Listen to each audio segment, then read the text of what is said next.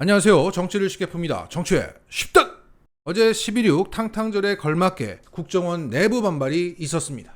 윤석열의 최측근이라고 할 수 있는 조상준 국정원 기조실장이 국감을 하루 앞둔 시점에 석연치 않은 이유를 들면서 돌연 사퇴했습니다. 그리고 동시에 그 정보위 국감장에서는 이전과 다른 상식적인 수준의 국정원발 정보가 나옵니다. 이 정보들은 윤석열이 역점을 두고 있는 서해 공무원 피격 사건에 대한 검찰 수사의 근본을 흔들고 감사원의 감사 결과를 뒤집는 얘기들이었습니다. 그래서 시민들은 국정원의 내부 저항이 시작된 게 아니냐고 봤습니다. 이후 언론들은 조상준의 미스터리한 사퇴 과정을 중심으로 해서 관련 분석을 내놓았습니다. 그것들을 검토해본 제 결론은 시민들의 직관이 맞았습니다. 빙고! 자, 이 영상의 결론부터 말씀드리면 지금의 국정원장은 허수아비이기 때문에 직제상 2인자인 기조실장을 밀어낸 주체는 그 바로 밑에 있는 차장급들 또는 그 이하의 사람들이다. 결국 국정원 사람들이 검찰 출신 윤핵관을 내쫓은 겁니다. 자, 윤석열은 국정원 조직을 장악하라고 자신의 분신을 내보냈는데 국정원 조직이 4개월 만에 이것을 거부해버린 겁니다. 사실상 반란이죠. 그러면 조직을 달래기 위해서라도 내부 인사를 할 만도 한데 윤석열은 곧바로 측근 검사를 보내겠다고 발표했습니다. 한번 해보자는 거죠. 국정원 입장에선 충분한 시그널을 줬는데 이게 못 알아먹네. 자, 이렇게 되면 수사권, 기소권, 인사권보다 정보의 매운맛을 보게 될 수도 있습니다. 성렬아, 너의 상대가 만만치 않습니다. 이렇게 계속 가면 안 돼. 자, 더 자세한 내용은 고발뉴스TV 이상호 기자의 방송을 참고하시면 되겠습니다. 자, 저는 여기서 앞으로 나가지 않고 지금까지 나온 정보를 중심으로 해서 다져보겠습니다. 왜 지금의 국정원장이 허수아비라고 하는지, 조상준의 사퇴를 두고 썰이 많은데 어떤 게 맞는지, 어떤 의미가 있는 것인지 짚어보겠습니다. 자, 먼저 김규현 국정원장을 허수아비로 보는 게 맞나? 이 김 원장은 외교관 출신으로 국정원 사람이 아닙니다. 과거 박근혜 정부의 안보실에서 일했습니다. 그 유명한 김관진 밑에서 있다가 세월호 7시간 조작에 관여한 혐의로 박영수 특검에 불려다녔던 사람입니다. 그때 윤석열과 만난 인연으로 지금의 국정원장에 오른 사람입니다. 그 계보를 봐도 픽업된 계기를 봐도 유능한 사람이 아니죠. 자, 그러니까 윤석열의 인사 스타일이 나오는 겁니다. 한덕수 총리를 내세우고 그 밑에 총리 비서실장으로 검사를 꽂잖아요. 국정원도 마찬가지였던 겁니다. 한덕수 같은 이 김 원장을 허수아비로 위로 두고 그 밑에 최측근 검사를 보냈던 겁니다. 사실상 윤석열 정부의 주요 부처 1인자는 검사들인 겁니다. 자, 이런 가운데 이 김 원장이 허수아비라는 것이 어제 조상준 기조실장의 사퇴 과정에서 드러났습니다. 조 실장은 국정감사를 하루 앞두고 대통령실에 사의를 표명합니다. 이것은 곧바로 윤석열에게 보고가 됐고 제가 되면서 일사천리로 진행이 됩니다. 그리고 난 이후에 대통령실이 이걸 국정원장에게, 김 원장에게 통보를 했던 겁니다. 당시 통화 내용은 이랬다고 해요. 조상준 국정원 실장 오늘 그만둡니다. 국정원장, 네? 아, 네. 결국 김 원장은 조 실장으로부터 직접 사의 사실을 보고받지 못하면서 패싱당했던 겁니다. 아무리 임면권이 대통령에게 있어서 직보한 것이라고 볼 수도 있으나 상식적으로 윗사람에게 적어도 사의 표명을 해야 정상입니다. 그런데 패싱했다는 것은 조 실장이 내가 1인자인데 왜 내가 저 사람한테 이런 걸 말해야 돼? 이렇게 생각했을 가능성이 높다는 거죠.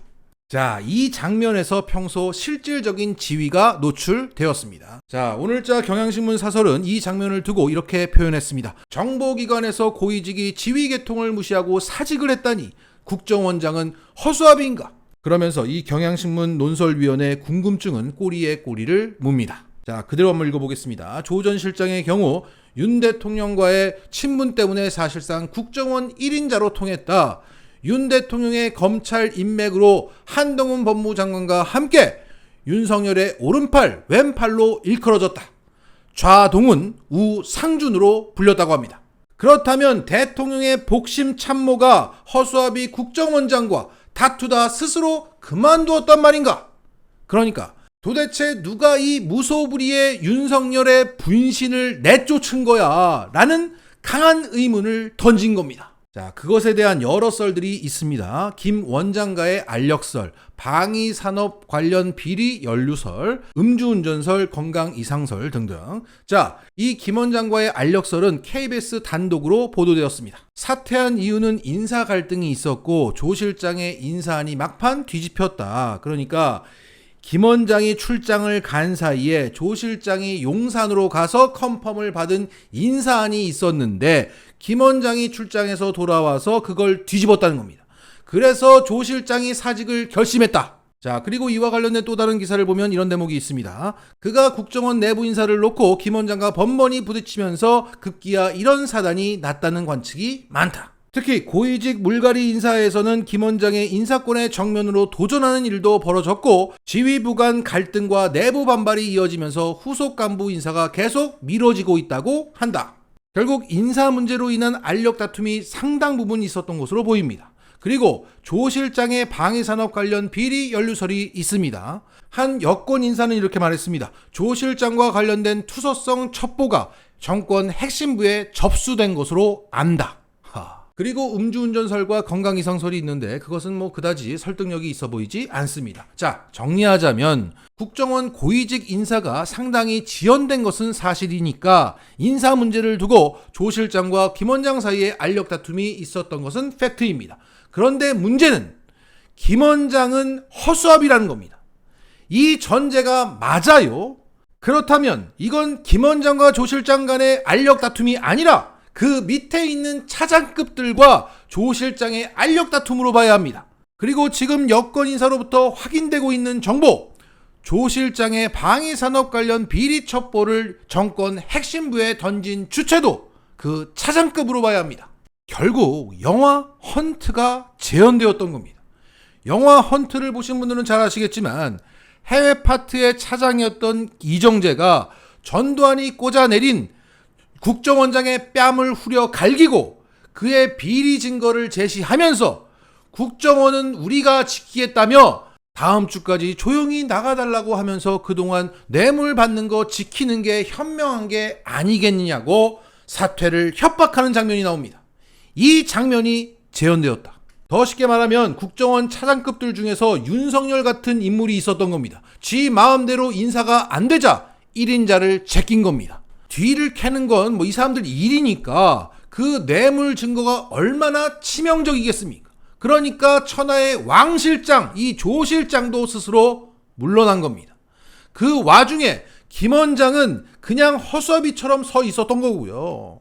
자, 그리고 우리가 정말 궁금한 지점은 지들끼리 이렇게 박터지게 싸우고 파워게임 하는 거 좋은데 국정원이 이 국운이 기울어가는 대한민국을 위해서 과연 나서줄 것이냐 이거죠. 이 부분에 대해서 고발뉴스TV를 참고하시면 되겠습니다. 이상호 기자에 따르면 국정원의 최고의 가치는 굳건한 한미동맹이다. 그래서 국정원은 국익을 위해서 한미동맹에 균열을 내고 있는 윤석열 정부를 견제하려고 하려 할 것이다. 이렇게 전망했습니다. 자, 저는 정보가 부족하기 때문에 더 앞으로 나갈 수는 없지만 이런 말씀은 드릴 수 있을 것 같습니다.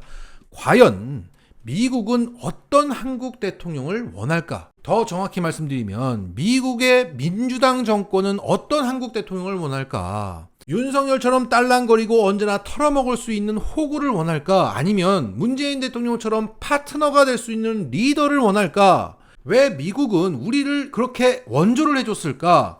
케네디 대통령은 박정희한테 경제발전 보고서를 만들어주면서까지 성장을 시켰을까? 왜 미국 언론은 윤석열이 취임하자마자 미국의 짐이 되었다고 표현했을까?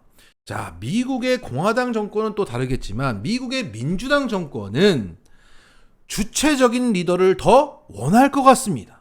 비유가 적절한지 모르겠지만 뭐 이런 거죠. 홍석현이가 중앙일보라는 극우 친일 매체와 중간 맛을 내는 JTBC를 양손에 쥔 채로 JTBC의 손석희를 앉혔습니다. 그렇게 중간 맛을 내다가 결정적일 때, 뭐 조국 전 장관 때 중도층의 여론까지 확 틀어버리잖아요. 그러니까 평시에는 국내에서 인기도 좋고 외교도 잘하고 중립적이고 균형을 잘 잡고 있다가 필요할 때 내 편이 될 수 있는 스마트한 파트너를 원한다. 그런데 윤석열은 지지율도 낮고 외교 무능에 헥헥거리고 노골적으로 막 치대고 커드 가입하겠다고 헛소리나 하고 있고 너무 멍청한 겁니다. 부담스러워. 침이야. 짐짝이야. 뽑아 먹는 것도 한도가 있죠. 저러다 쟤네들 큰일 나겠다 싶을 때 미국은 개입할 겁니다. 과거 박정희 시절에 프레이저 보고서 같은 게 나오는 거죠. 만약 미국이 개입한다면 CIA를 통해서 국정원과 함께 움직이겠죠.